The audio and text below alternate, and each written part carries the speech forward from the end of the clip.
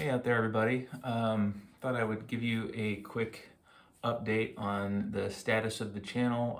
As you probably have noticed if you're watching my videos that the trailers have not been coming as fast and furious as I'd like. Part of that is because of the holidays. Me and my wife have been traveling out of state for that. Part of it is also, I mentioned on the last update video that I posted that I have another big project that I'm working on right now. That project needs to be completed by May. So I'm hoping it won't take that long, but I'm having some other people help with it, and I'm having to get some footage from elsewhere. I'm having to get some audio from elsewhere, and it's just taking a while. That's number one. And number two is I have another big project that I've personally decided to start working on. It's not a trailer project, unfortunately, but if you have watched my trailer videos, you know that or you should know that I love the movie Far and Away. It's one of my favorite films. It's actually the first trailer that I ever restored for the channel. A lot of people don't know this, but there is actually a version of Far and Away that aired on network television, first on ABC, and then apparently, I didn't know this until recently, but it also aired on USA. That version of the movie is about a half hour longer than the theatrical cut. So it's almost a 3-hour film, and honestly it really helps the movie. There's a lot of character moments, a lot of motivations for characters that are only in that cut, and I really enjoy it. So I had made a cut, and you can actually search YouTube if you're interested. Maybe I'll put the link down in the description of this video. I made one years ago, and this is probably 7-8 years ago. I made a cut, and what it did was I didn't want to mess up the composition of the film, which is 2:3:9:1. I didn't want to mess that up for 2.5 hours for the sake of 30 minutes of extra footage, because the only way that footage has ever been seen, unfortunately, this was back in the SD days, so there's not even an HD copy out there. It was only ever seen in 4:3.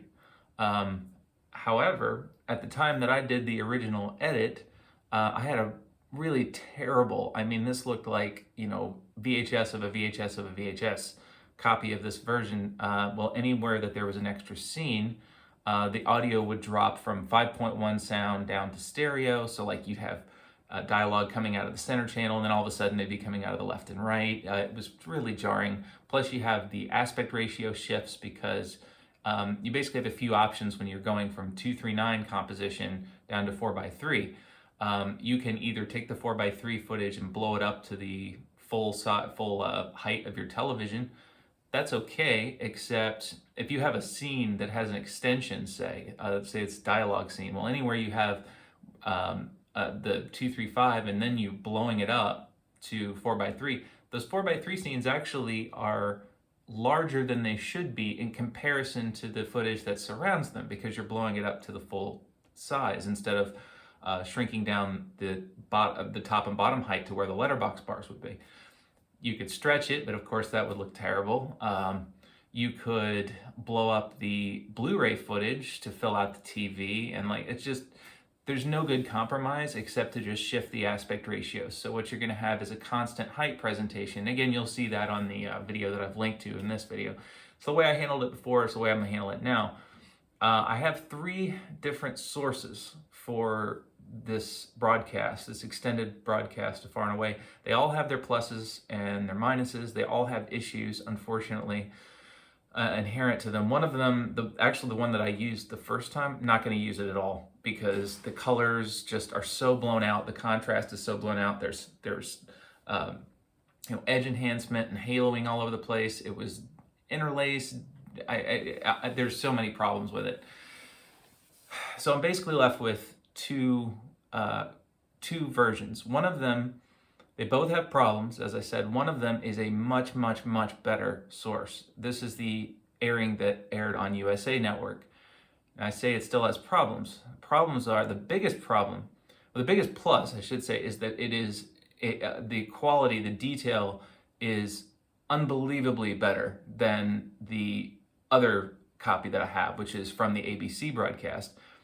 That one it's watchable. That's about all I can say for it. It is marginally better than what you'll see on the video I'm linking to that I did 7 years ago.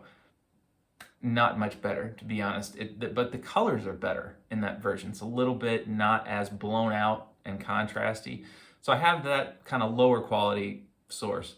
The USA source, miraculously, I got in contact with a member over at Blu-ray.com who had actually recorded this version of the film on his DVR from a DirecTV airing when it aired on USA. It never went to a VHS tape. So it was still sitting there on his DVR. Now, as anybody who's ever dealt with broadcasts will tell you, one of the downsides to it is that the broadcast standard frame rate is not the same as the film frame rate. So whereas the film is 24 frames a second, and I'm generalizing there, or I'm simplifying there, because actually the frame rate on the Blu-ray is 23.976 frames a second. That's the standard for HD frame rate on physical disc. Well, the frame rate on the broadcast is 30 frames a second, simplified, or 29.97 frames a second. That's the SD broadcast standard for frame rates. It was also the standard on DVD. Once you detelecine this footage down to the correct frame rate of 29.976 frames a second, I was getting all kinds of problems with it. Namely, the broadcasts, all of the broadcasts that I have, all of the sources have the same problem, and it's very, very bizarre. When you go from 29.97 frames a second down to 23.976 frames a second, you're going to get choppy motion because you're taking a smooth, like say a panning shot that's supposed to look like this. Well, when you slow it down, you're getting a movement like this that's choppy. I thought this was just a side effect of the frame rate. What I initially tried to do was take the 30 frames a second footage, and the footage was playing too slow. I don't know why all the sources I have do this. They all play too slowly. So when I was doing my edit the first time, I just put the footage into Premiere, and I knew it was too slow because the music was pitched down compared to the score, compared to the Blu-ray. The pitch was too low. So my first approach was just to take the original footage, throw it into Premiere, and speed it up.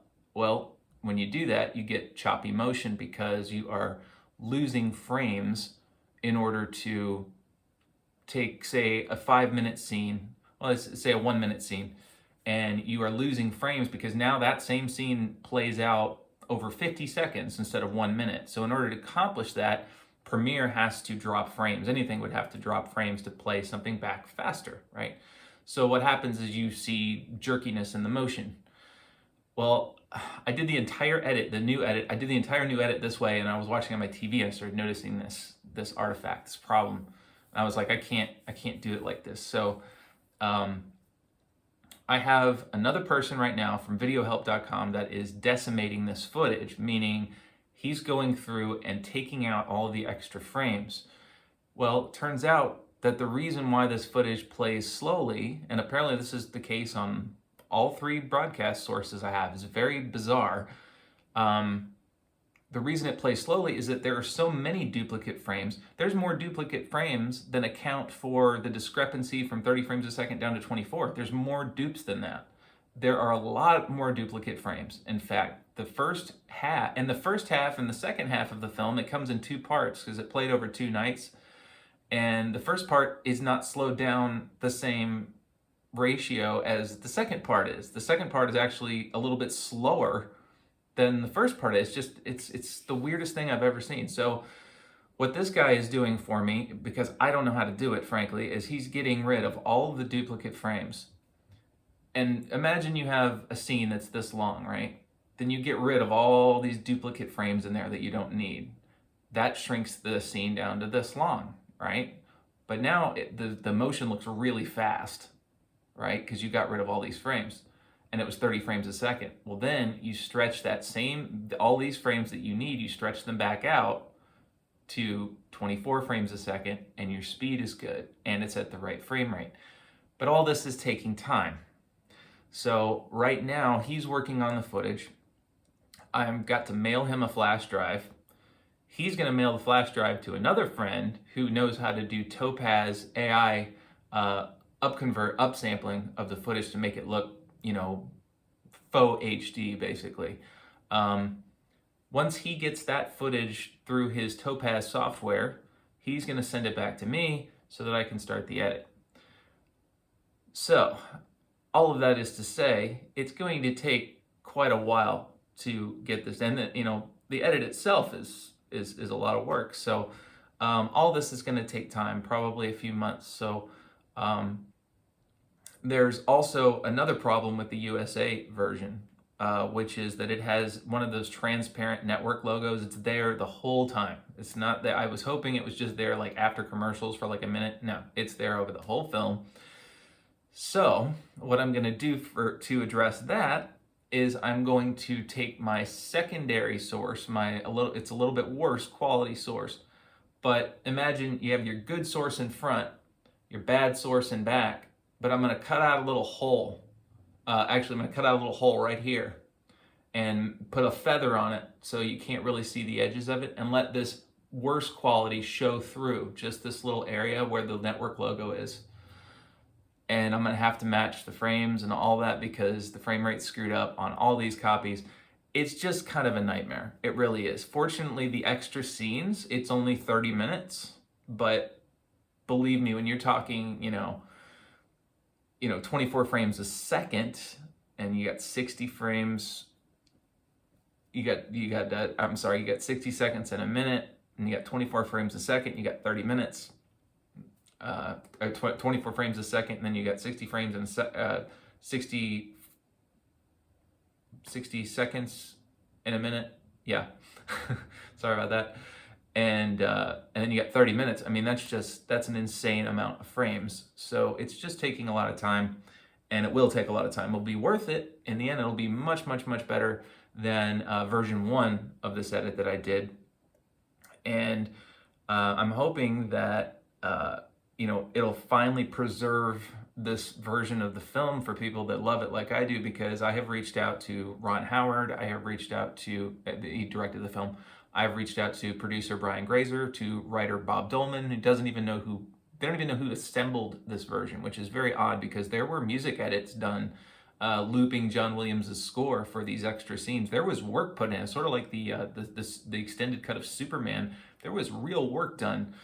There's music that plays in different places, like they shifted where the music plays in the scene to accommodate the extra footage. All this stuff was done to it, and nobody knows what. And apparently, Mike Matessino, who collaborated with another gentleman named Tim Burden.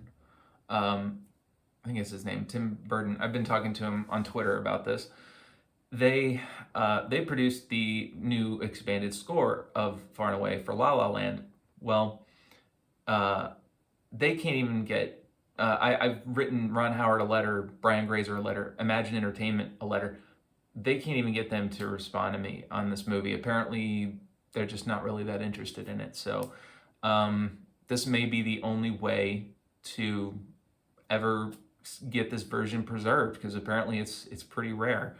And apparently, according to Mike Matessino, all of the edited copies of this burned in a fire at Universal. So there's not even any physical copies left, except for what people managed to record off of broadcast. Now, the USA copy, probably the best case possible scenario, unless someone airs it today in HD, which I doubt it even exists in HD. So all of this is to say this project is going to take quite a while. And also the other project I'm working on that needs to be done in May, that's kind of a top secret thing I can't talk about right now. It is a trailer. I will be sharing it on my trailer channel, but it just requires a lot of people in coordination with each other. One person has some footage they have to send me, another has some audio they have to send me. I have to get it all done in post by May, and then I'll be posting that. So at the very minimum, I will be posting something in May. Unfortunately, I just don't know that I'll be doing much until then, because this is just taking all my time right now. So anyway, I appreciate you guys being patient with me, and I promise there will be some more content. I'm just not sure when right this minute. I hope you guys had a great Christmas, and I wish everybody watching a Happy New Year. Thanks.